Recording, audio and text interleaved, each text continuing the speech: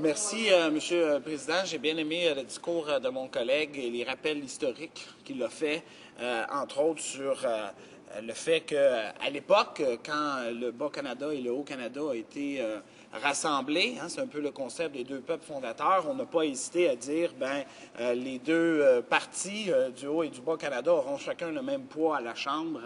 Le gouvernement central, alors que le Bas-Canada était beaucoup plus populeux que le Haut-Canada. Mais ceci dit, le gouvernement en face, par la question et par le houspillement de certains députés conservateurs au fond de la salle, semble dire que c'est un débat de souverainistes. Or, il m'apparaît, et peut-être que mon collègue pourra me corriger, que ce n'est pas un débat entre souverainistes et fédéralistes, c'est un débat entre la nation québécoise et la nation canadienne, parce qu'il y a un consensus fort, il me semble, au Québec, où tous les partis politiques, souverainistes comme fédéralistes, tous les intervenants sociaux, disent qu'on doit protéger une proportion de 25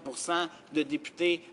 en provenance du Québec à la Chambre des communes, et qu'au Québec, finalement, la poignée de personnes qui s'opposent à ça, on les retrouve tous dans cette Chambre, c'est-à-dire la dizaine de députés conservateurs et la même chose chez les libéraux, et que, hormis ces députés fédéralistes-là à la Chambre des communes, les autres députés fédéralistes et l'écrasante majorité des Québécois, eux, s'opposent à ce projet de loi-là.